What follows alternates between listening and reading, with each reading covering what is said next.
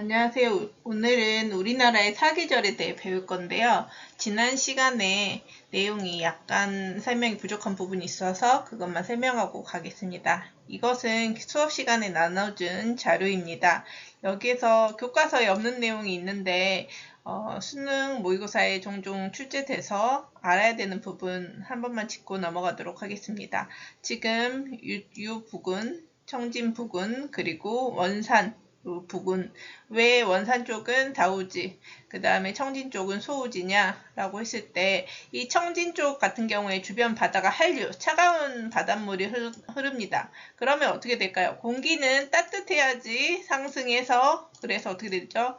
구름이 만들어져서 비를 뿌린다고 했어요. 근데 공기가 차가우면 어때요? 상승하지 못하죠. 그렇다 보니까 이런 한류가 흐르는 곳은 비가 올 수 있는 환경이 형성되기 어렵다. 그래서 소우지라고 보면 되고요. 그 다음에 이 원산이라는 이쪽 같은 경우에는 북부지방이 최고 비가 많이 오는 지역이라고 해요. 북부 지역에서는. 그 이유는 여기 역시 산이 있습니다. 그러면 어떻게 될까요? 산이 있으면 동풍이 불 때 바람 바지 사면이 되겠죠. 그래서 이쪽 원산 쪽이 북부 지방에서는 비가 많이 오는 편이다. 그럼 이제 사계절 한번 볼게요. 우리나라 기후에 영향을 주는 기단은 크게 4가지가 있습니다. 시베리아 쪽에 있는 거, 우선 기단부터 알고 갈게요. 기단은 공기 성격이 비슷한 거대한 공기 덩어리를 기단이라고 해요. 그러면 어떤 이 4가지가 있는데 시베리아 기단, 오호츠크의 기단, 적도 북태평양 기단이 있습니다. 그럼 여기를 한번 보면 위쪽은 어때요? 위쪽은 북쪽에 있으니까 상대적으로 춥겠죠. 그래서 이 기단, 공기 덩어리의 성격이 이 둘은 한랭해요.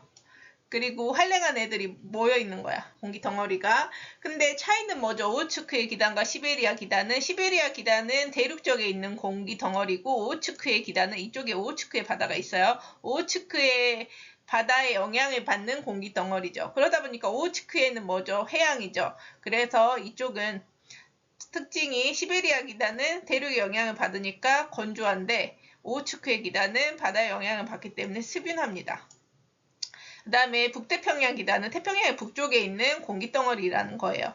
근데 이 공기덩어리, 이 기단의 성격은 어떠냐? 상대적으로 남쪽에 위치해 있죠. 시베리아 기단, 오호츠크의 기단이랑 비교했을 때 남쪽에 있으니까 온도가 높아요. 그리고 바다에서 있는 공기덩어리다 보니까 다습합니다. 적도기단 역시 마찬가지죠. 남쪽에 있고 바다 쪽이니까 고온다습하다. 그래서 여기 어디 쪽에 위치해 있냐로 이 성격을 알 수가 있고, 그래서 대륙의 영향을 많이 받는 대륙성 기단은 시베리아 기단 하나입니다. 나머지 네 같은 경우에는 지금 다 바다 영향을 받기 때문에 해양성 기단이라고 합니다. 그러면 시베리아 기단은 언제 영향을 미치냐? 우리나라의 겨울. 그래서 늦가을 초봄에 영향을 미치고, 이들은 다 뒤에서 설명할게요. 오호츠크의 기단은 늦봄 초여름, 우리 높새바람 한 적이 있습니다. 이때 북동풍 높새바람이라고 했었고, 이 오호츠크의 기단과 북태평양 기단 때문에 이 둘이 세력 싸움을 하면서 장마전선이 생기거든요. 뒤에서 설명할게요. 북태평양 기단은 여름, 그래서 무더위 열대야, 다 북태평양 기단 영향이고, 태풍이 부는 것과 관련된 기단이 바로 적도 기단입니다.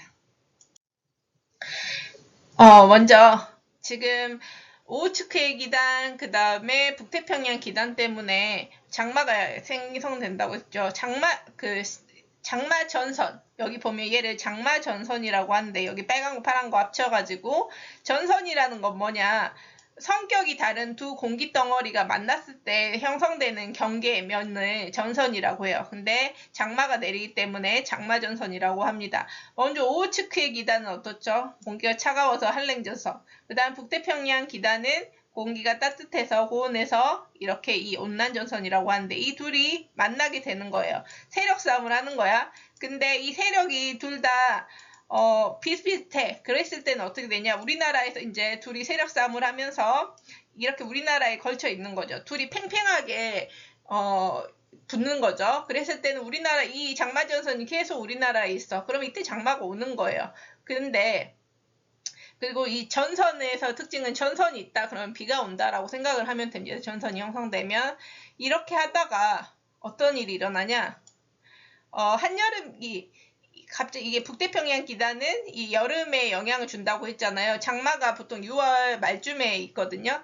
그러다가 장마전선 형성됐다가 이제 북태평양 기단이 세력이 힘이 세져요. 그러면 이 전선이 어떻게 될까?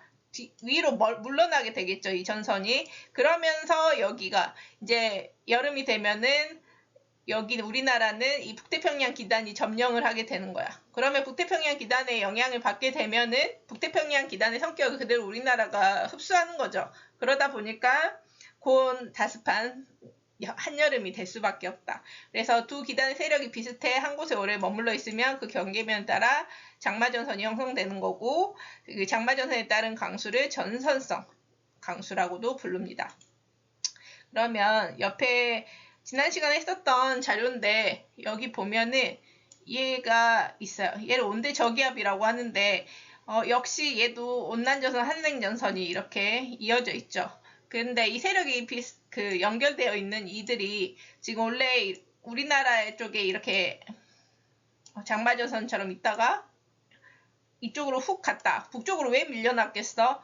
이 북태평양 고기압의 영향이 커가지고 이렇게 물러났겠지. 그래서 일기도만 보고 계절을 유추를 할 수가 있는데 이런 온대 저기압이 우리나라를 벗어나 위쪽으로 가 있다. 즉 이렇게 밀어내야지 위쪽으로 갈 수 있겠죠. 이쪽에 있으면 한여름이다라고도 알 수가 있고, 우리가 저번 시간에 한 것처럼 남고 북저로 한여름 유추할 수도 있습니다. 반대로 겨울 같은 경우에는 시베리아 기단의 영향이 강하죠. 그러니까 이쪽으로 계속 시베리아 기단이 세력을 떨치게 되다 보니까 우리나라를 벗어나서 이런 온대 저기압이 있으면은 일기도만 보고 이게 겨울이다 유추할 수 있는 거죠. 물론 서고동조로도 유추할 수가 있습니다. 서쪽에서 동쪽으로 이렇게 바람이 부는 서고동조.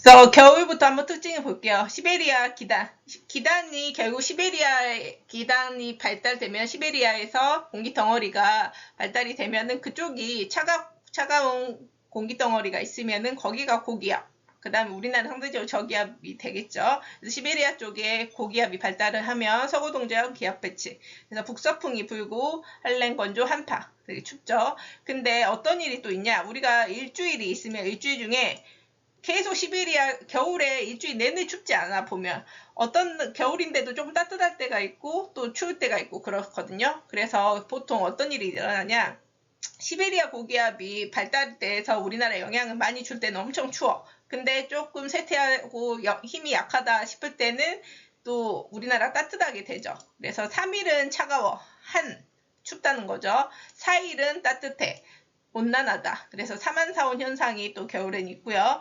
그 다음에 우리나라가 있으면 북서풍이 황해를 건너서 오면서 서해안에 눈을 뿌린다고 했죠. 그러면서 이때 폭설이 많이 오기도 합니다. 봄은 변덕스럽다. 그래서 날씨가 왔다 갔다 하는 거예요. 어떻게 왔다 갔다 하는지 볼게. 봄이 되면 이제 따뜻해졌다라고 하면서 이제 봄옷을 정리를 하면 한 3월 중순부터 한 4월 초 그때쯤에 갑자기 또 추워질 때가 있죠. 그거를 바로 우리가 꽃샘추위라고 하는데, 왜 갑자기 또 추워지냐? 물론 난 줄 알았어. 시베리아 기단 영향을 받는 것은 이제 겨울이 지났으니까 끝난 줄 알았는데 갑자기 또 시베리아 고기압이 일시적으로 강화돼서 우리나라에 또 영향을 주는 거야, 시베리아 기단이. 그랬을 때 일시적으로 봄에 추워지는 거예요. 그 다음에 심한 날씨 변화. 우리 고기압이 막 이동해. 이동속 고기압과 저기압이 막 왔다 갔다 합니다. 그러면 어떻게 돼? 우리가 고기압, 저기압 다 배웠죠. 저기압일 때는 저기압, 고기압 배웠었는데, 땅이 있어 올라가, 그럼 얘가 저기압, 땅으로 차가워서 내려오면 고기압 하면서 배웠었죠. 그러면 공기가 올라가면, 그리고 비를 뿌린댔죠. 이게 저기압이라고 했어. 그래서 저기압이 통과할 때는 우리나라가 흐리거나 봄비가 오는데, 고기압의 영향을 받을 때는 어때? 비가 오기 어려운 조건이니까 화창한 상태가 되는 거예요. 그래서 봄은 화창했다가 흐리거나 봄비 내리거나 왔다 갔다 한다는 거죠. 그리고 봄은 상대적으로 대기가 건조해요. 그래서 산불이 발생하기가 쉽습니다. 그리고 봄에 우리가 황사 때문에 막 마스크 쓰고 하잖아. 그 이유가 어디에서 그런 황사먼지들이 날라오는 거야? 중국 내륙, 그다음 몽골 건조 지역에서 흙먼지가 날라와. 근데 바람 타고 날라오겠죠. 근데 어떤 바람이냐? 30도에서 60도 사이에 편서풍이 분다고 했죠. 그래서 이 편서풍을 타고 우리나라로 날아옵니다. 황사는 눈병 호흡기질환 유발하고요. 그 다음에 우리가 녹색바람이 배웠죠. 늦봄 초여름 사이 영서 이 팬 현상에 의해서 여기 영동 지방으로 이렇게 영동 지방을 넘어가지고 북동풍이죠. 북동풍 영동 지방을 넘어가 영서로 가면서 고온건조해지는 이 바람을 녹색바람이라고 했습니다. 녹색바람이 불면 영동은 비가 오고 영서 지방은 건조하다고 했었죠. 고온건조. 네, 이제 여름입니다. 여름은 이제 장마철이 있죠. 6월 하순쯤에 장마 전선, 아까 했죠. 오츠크의 기단, 그 다음에 북태평양 기단이 서로 세력 싸움하면서 팽팽할 때 장마 전선이 우리나라에 딱 형성돼 있죠. 그러면은 장마 전선이 우리나라에 이렇게 형성돼 있으면 장마 전선 영향을 받으면 당연히 장마니까 비가 오겠죠. 전선이 들어가면은 비가 온다라고 생각을 하면 돼요. 그래서 열대 한대 기단 사이 형성된 장마 전선이 북상하면서 아래쪽에 있다가 이렇게 세력 타고 이렇게 올라온 거죠. 그러면서 이 오호츠크의 북태평양 기단이 계속 세력 싸움하는 거고, 그 다음에 한여름 그러다가 계속 팽팽하다가 이 아래에 있던 북태평양 기단이 힘을 빡 쓰게 됩니다. 그러면서 여기 있던 장마전선이 어떻게 돼? 위로 훅 가버리는 거죠. 그러면서 북태평양 기단이 확장되면서 이제 우리나라는 온전하게 북태평양 기단의 영향을 받는 한여름이 되고, 이때는 더우니까 소나기 내리고 열대야 현상이 일어납니다. 열대야는 밤에 더운 건데 기준이 당연히 있죠. 오후에 정확하게는 오후 6시부터 다음날 오전 9시까지 최저 기온이 25도 이상이면 열대야라고 해요. 그 다음에 가을은 우리가 쾌청하다, 맑다 하잖아요. 맑은 날씨인 이유가 이 이동성 고기압의 영향권을 많이 받아요. 우리나라를 이동성 고기압이 많이 통과를 합니다. 그럼 고기압은 비가 많이 오냐, 맑냐 떠올릴 수가 있겠지. 그래서 맑죠. 그리고 그렇다 보니까 농작물의 결실과 수확에 유리해서 가을은 수확의 계절이고, 늦가을은 이제 가을이 후반부에 가면은 다시 이제 시베리아 고기압이 확장하기 시작해요. 그럼 추워진다는 거죠. 시베리아 고기압 영향을 받으면. 그래서 그때는 이제 단풍, 그리고 이제 단풍이 낙엽되고, 그리고 이제는 서리가 내리면서 이제 겨울로 가는 거죠. 여기까지 할게요.